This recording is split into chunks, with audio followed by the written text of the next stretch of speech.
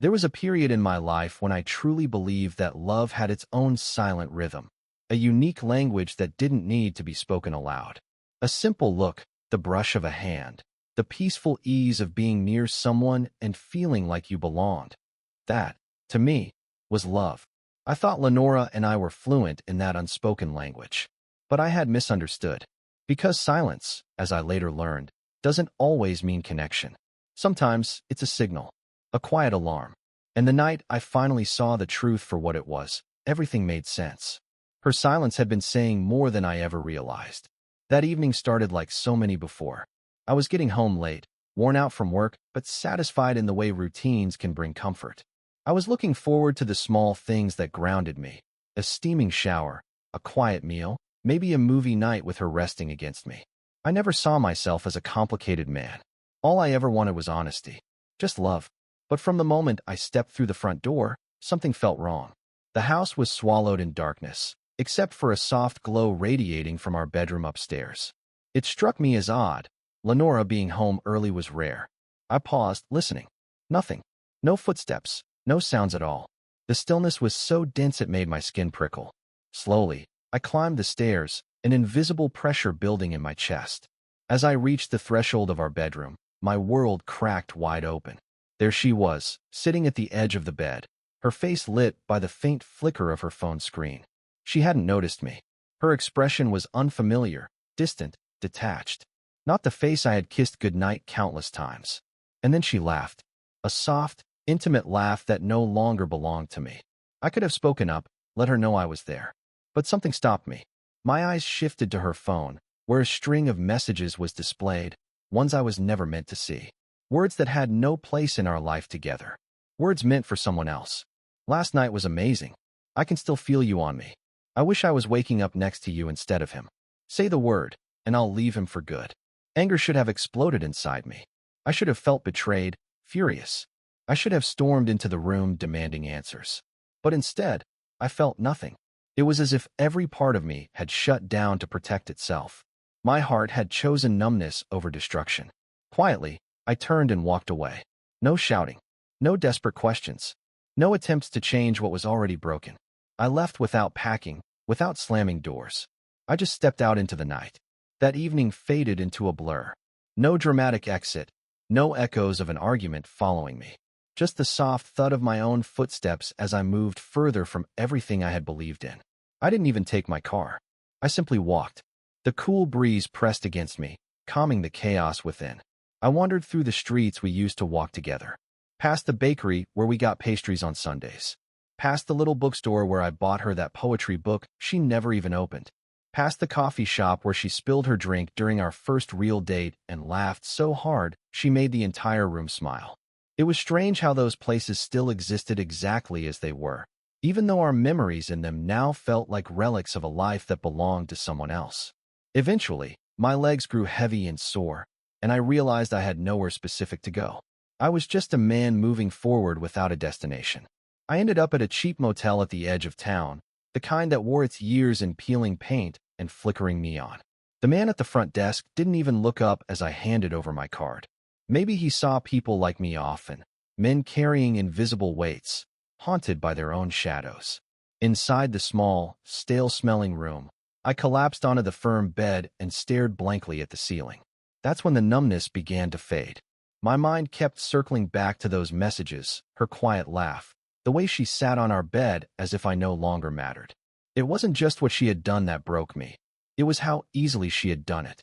So casually, while I had been working late, believing in what we had. I kept asking myself how long it had been going on. Weeks? Months? Maybe even longer. Had she ever hesitated, ever felt guilt? Or had she just told herself I was too busy, too distracted to notice? Perhaps she believed he offered her something I didn't. But in the end, none of those questions really mattered. What mattered was the choice she kept making again and again, while I remained blind to the truth. I picked up my phone. No missed calls. No texts asking where I was. It was possible she hadn't even realized I was gone. Or worse, maybe she had, and it simply didn't matter to her. At some point, exhaustion overtook me, and I slipped into a shallow, uneasy sleep. My dreams were filled with her face, her hands reaching for someone who wasn't me. I woke up breathless, my chest tight, the bitter taste of betrayal still fresh. The next morning, I made a decision. I had made up my mind. I wasn't going back. Not to collect my belongings, not to seek closure. If being with him meant so much to her, then she could keep everything. The memories we shared, the life we built, even the house that once felt like home. I saw no point in fighting for something already broken beyond repair. I powered down my phone. And just like that, I vanished. The initial days after leaving felt like moving through fog. I wasn't planning ahead or thinking things through. I was simply existing, drifting from one cheap motel to another, always paying in cash, keeping my phone off, and cutting every tie to the life I used to know. That made things easier. No explanations, no calls, no chance of hearing her voice again. What could she even say that would make a difference? That it was an accident? A moment of weakness? No. Betrayal doesn't happen by chance. It's a decision made over and over again. Eventually, I found a small cabin a few hours away in a town that no one would think to search. It wasn't fancy, just one bedroom, creaky wooden floors, and a refrigerator that buzzed louder than my thoughts. But it was quiet. And in that moment, quiet was all I wanted. I needed to be away from the noise, from her, from everything. But at night, that same silence turned into a tormentor. I'd lie in bed, staring up at the wooden beams above me, while my mind ran over every sign I had ignored.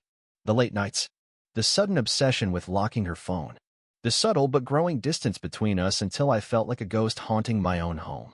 I had blamed it on my busy schedule, thinking work had gotten in the way. But deep down, I knew better. I had simply trusted her too much. I used to believe trust was a strength. But now it felt like a weakness waiting to be taken advantage of. One evening, I ventured into the town and ended up at a small diner. I took a seat at the counter and ordered a black coffee, not for the caffeine, but just to be anywhere other than that lonely cabin. The waitress, Clara, wore a red name tag and gave me a quick once-over as she filled my mug. "Tough day?" she asked, already sensing the truth. I sighed, eyes on the rising steam. "Tough here."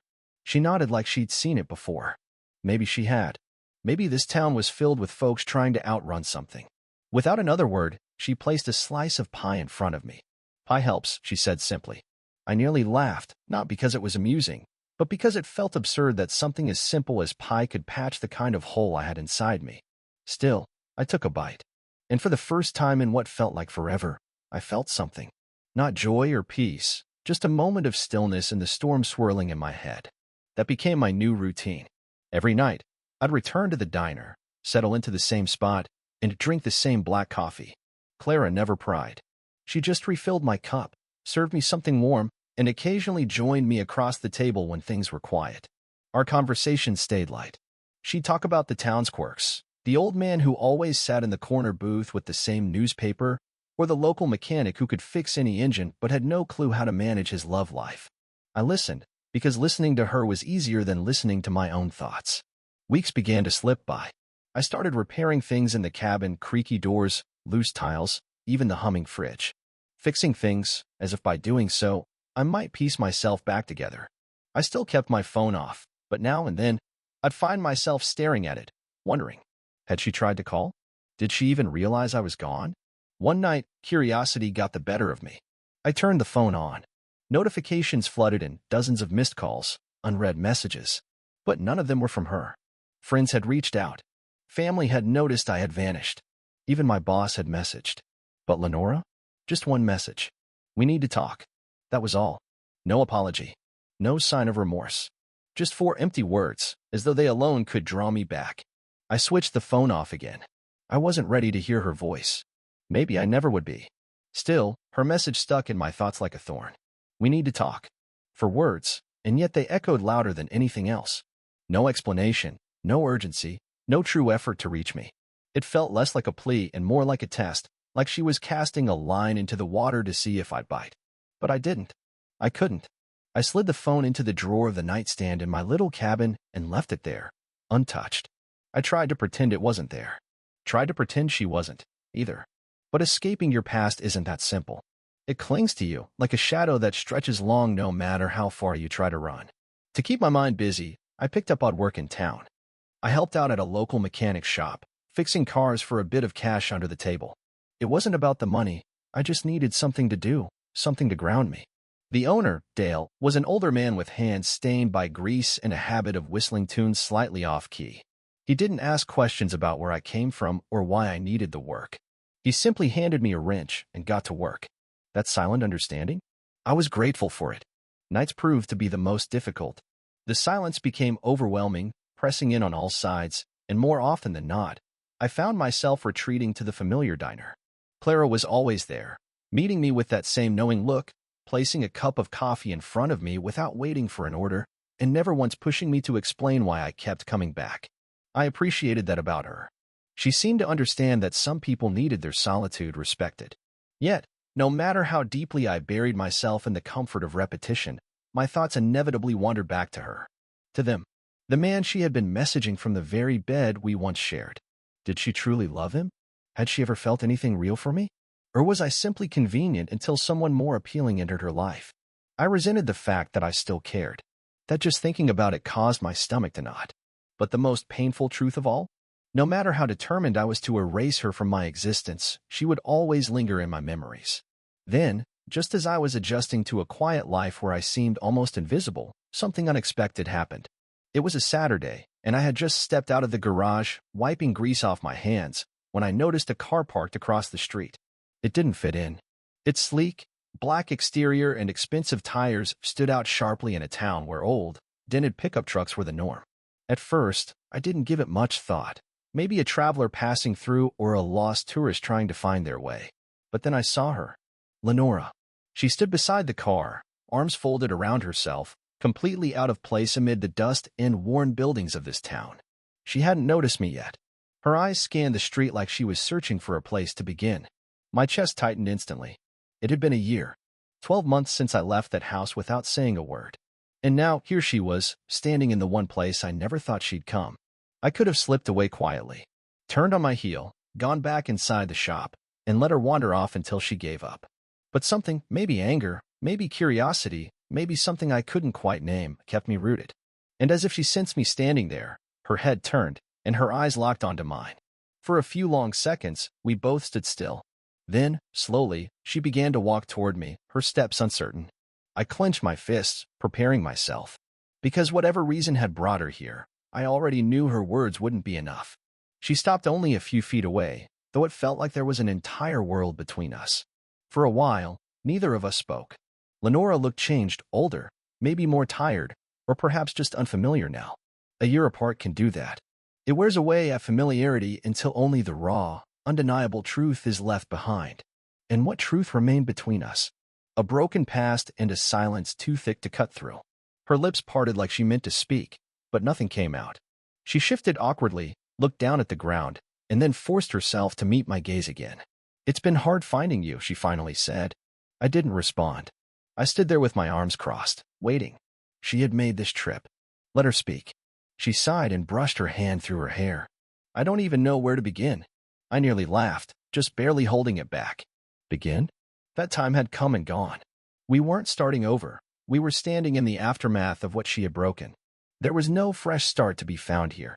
"I thought I'd find you sooner," she continued, scanning my face like she was searching for some trace of warmth, something to reassure her that I hadn't turned completely cold.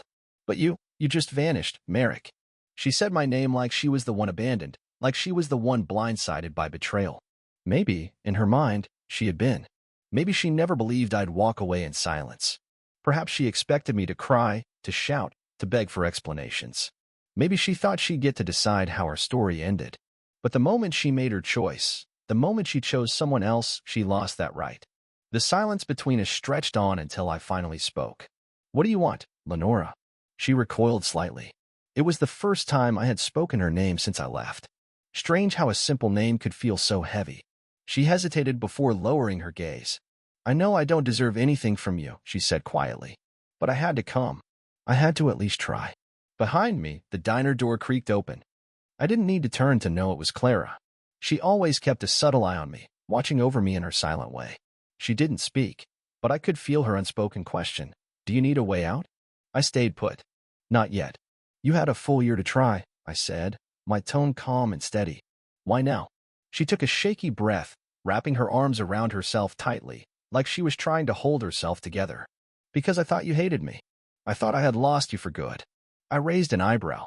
And what changed? Her face twisted slightly, like she was fighting something within. Because I'm not ready to let go of you. Those words should have stirred something, anger, grief, even sympathy. But instead, I felt only emptiness. A hollow space where emotions used to live. I exhaled and shook my head slowly. The moment she chose someone else, it was over for me. That much was clear. When I said it, she flinched, caught off guard by how bluntly I threw it in her face. It was as if she convinced herself that with time, the harsh truth of her choices would fade. I stepped back, putting some space between us. Go home, Lenora. Her breath caught. Merrick, please. I shook my head slowly. No. You don't get to walk back into my life after disappearing for a whole year and expect to change the story. You made your decision. Now live with it. There was a flicker in her eyes, something that looked like regret, or maybe just the sinking realization that she wouldn't be getting whatever it was she came here for. I don't want to live with it, she whispered. But that wasn't my burden anymore. I turned away, pushed open the door to the diner, and let it close behind me. She didn't follow. And for the first time in what felt like ages, a weight lifted. I didn't turn around once I stepped inside. There was no need. I could feel her presence behind me, stuck between a past she had shattered and a future she couldn't mend. But I was no longer part of her narrative. Clara stood behind the counter, watching me as I made my way to my usual booth. She didn't say a word at first, just poured the coffee like she always did, setting the cup in front of me silently. After a moment, she leaned on the counter, arms crossed, giving me a look. So, she said, her tone light, that your ghost. I let out a slight smirk and gave a small shake of my head. Something like that. She nodded slowly, like she got it. Maybe she really did. Small towns tend to hold onto their ghosts, people who left, people who returned, and those who could never seem to outrun what they were trying to leave behind. She didn't take the hint. Huh? Clara glanced toward the window. I followed her gaze. Lenora still stood beside her car, staring at the diner like she was debating whether to come in. I sighed, rubbing at my temples. I don't think she came all this way just to give up that easily. Clara tilted her head slightly. So what's she after? That was the real question. Did she think a few tears and a heartfelt speech could undo everything? That we could pretend nothing had happened? I'd spent the past year painstakingly putting myself back together. There was no way I'd hand over that fragile new self for her to break all over again. She said she's not done with me, I admit it. But that's not up to her. Clara gave a low whistle. Some folks don't realize that breaking something doesn't always mean it can be fixed. I nodded slowly and took a sip of coffee, though it did little to warm the chill settling in my gut. I wasn't angry, not anymore. I thought I would be if I ever saw her again, but that fire had long burned out. What was left behind was weariness. And maybe, just a flicker of curiosity. What had her life looked like this past year? Had she been happy with him, the man she thought was worth risking everything for? Or had reality hit too late, after she'd already thrown away something solid for a fleeting spark? Not that I'd ask. That part of her life no longer concerned me. Just as I convinced myself I could stop thinking about it, the soft ring of the diner bell snapped me out of it. I didn't need to look. I already knew. Lenora had walked in. Clara's eyes flicked to mine, silently offering to step in. I shook my head. This was mine to handle. Lenora paused just inside the doorway, uncertainty written all over her. The confident woman I used to know, the one who never hesitated, was gone. She looked lost now. Slowly, she walked over to my booth and stood beside it, unsure. I exhaled and motioned toward the seat across from me. Might as well sit down. She did. The silence between us stretched on, neither of us willing to be the first to speak. Eventually, she drew in a shaky breath. I don't know how to begin, she said quietly. I leaned back in the booth. Then maybe don't. Her expression tightened. She brushed her hair behind one ear. Merrick, I came all this way. I cut her off. For what? What are you hoping to get from me? Her hands clenched into small fists against the table. I want to talk. You had 12 months to talk, I replied, voice steady but resolute. You didn't. You let me walk away without a word. And now, all of a sudden, you care. Her jaw tensed. It always mattered. I let out a dry laugh and shook my head. If it did, I wouldn't have had to find out the way I did. You wouldn't have been laughing at another guy's messages while lying beside me in our bed. You wouldn't have it. I stopped myself. No point in rehashing all the ways she had already let me down. She swallowed hard. I was being foolish. That's not the same as apologizing, I said. She exhaled sharply, her gaze dropping. I know. The silence between us grew heavier, thick with all the things we hadn't said. Then she whispered, "I wasn't happy." I stilled. Her eyes met mine, shimmering with something raw. "Not because of you. Because of me. I was chasing something I thought I was missing. I got selfish. And by the time I understood what I had given up, you were already gone." I tightened my jaw. "What exactly am I supposed to do with that?" I asked, my tone flat. Her confident front collapsed, and for a moment, she just stood there, uncertain. "I don't know," she admitted quietly, and that was the crux of it. She had come all this way only to offer confusion wrapped in regret. And regret, no matter how sincere, didn't change anything. I sighed, casting a glance toward the counter where Clara kept a polite distance, observing without prying. Then my attention returned to Lenora, who looked at me as though I held the key to whatever came next. But the man she had left behind a year ago no longer existed. I wasn't going to hand her the reins again. I made the choice for both of us. "This is it," I said, keeping my voice even. "This is the last time we see each other. You're going to get up, walk out of this diner, and never try to find me again." Her breath caught, her voice cracking slightly. "Merrick." I shook my head, cutting her off. "This isn't some cinematic ending, Lenora. There's no grand moment of reconciliation here, no magical do-over. You made your decision back then, and I've made mine." Tears welled in her eyes, but I didn't let them sway me. She searched my face, trying to read something in it, some sliver of hope. Maybe, but whatever she was looking for was long gone. After a pause that stretched out between us, she pushed back her chair and rose. This time, she was the one leaving. I didn't watch her go. I didn't look to see if she turned around for one last glance. I just sat there, finishing my coffee. When she stepped out the door, the air in the diner felt different. Lighter. As though I had finally let go of something I didn't even realize I'd still been holding on to. I stayed seated, eyes on my cup, not the door. Because it didn't matter anymore whether she looked back. What mattered was that she was gone, and I was still here. A few minutes later, Clara came over, her quiet presence grounding me. She didn't say anything right away. She simply picked up my cup and refilled it. No awkward questions. No pressure to explain. That's what I appreciated most about her. She never tried to fix anyone, just gave them the space to be themselves. "She's not coming back, is she?" she eventually asked, her voice gentle. I let out a slow exhale. "No." Clara gave a small nod, as if she had already known. "Good." A faint smirk played on my lips. Was it that obvious? Leaning against the counter, arms folded, she gave me a knowing look. I've worked in this town long enough to spot trouble. You changed the moment she walked in. She was right. I had felt that shift too. Like a hand from the past reaching out, trying to pull me under. Lenora's visit had stirred things in me, not out of longing for her return, but as a stark reminder of what I'd pushed aside. She had moved on with her life, while I had spent the past year hiding from mine. This wasn't just about her anymore.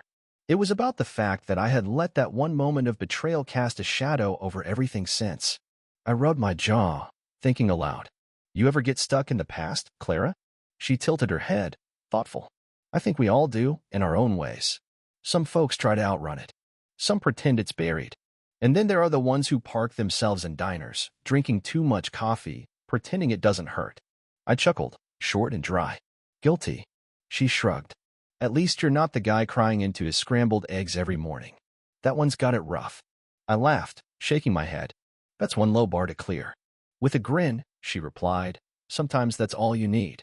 For the first time in what felt like forever, I felt okay. Not entirely healed, not suddenly whole, but simply okay. And right now, that was more than enough. That evening, when I returned to the cabin, I did something I hadn't done in months. I opened the drawer, pulled out my phone, and powered it on. The screen glowed, a stream of missed notifications lighting up one after another. Most of them didn't matter. But one caught my attention, an email from an old friend.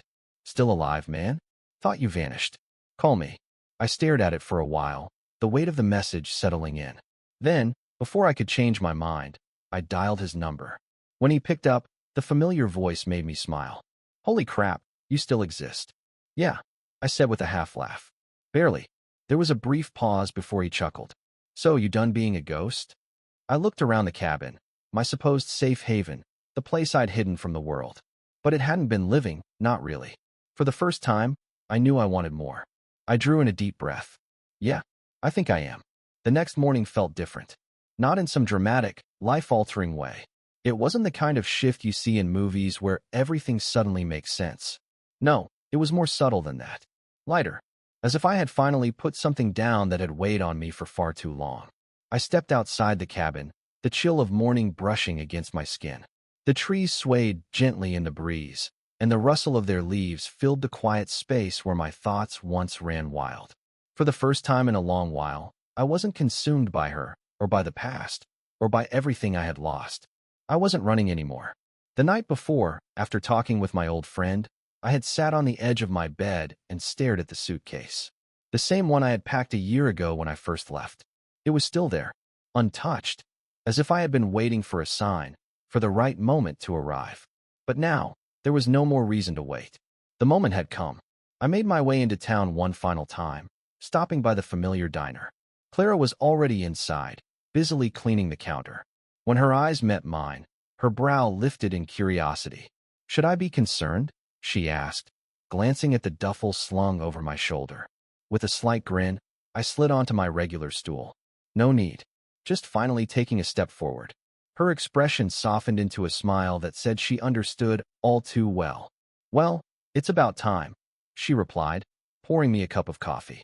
But this time, the coffee didn't feel like a piece of a worn-out habit. It wasn't something I clung to. It was simply a cup of coffee, a single moment among many waiting for me down the road. "So, where are you headed?" she asked, leaning her elbows on the counter, her eyes curious. I paused, thinking it through. I haven't decided yet. Could be back where it all started. Or maybe someplace completely new. I brought the cup to my lips, taking a slow sip, appreciating its warmth. But wherever I go, I know one thing. I'm not turning around. Clara studied me quietly, then gave a small, approving nod. "That's good to hear." Once I finished the coffee, I left a tip on the counter, stood, and turned to go. Just as I reached the door, her voice called out behind me. "Hey, Merrick." I turned to look at her. She was grinning now. "Wherever you land, don't vanish on us." I laughed softly and gave a mock salute. "I'll do my best." Then I stepped outside into the morning light, the sun lifting over the horizon. It was the start of something new. And for the first time in what felt like forever, I wasn't running from my past. I was moving towards something far better.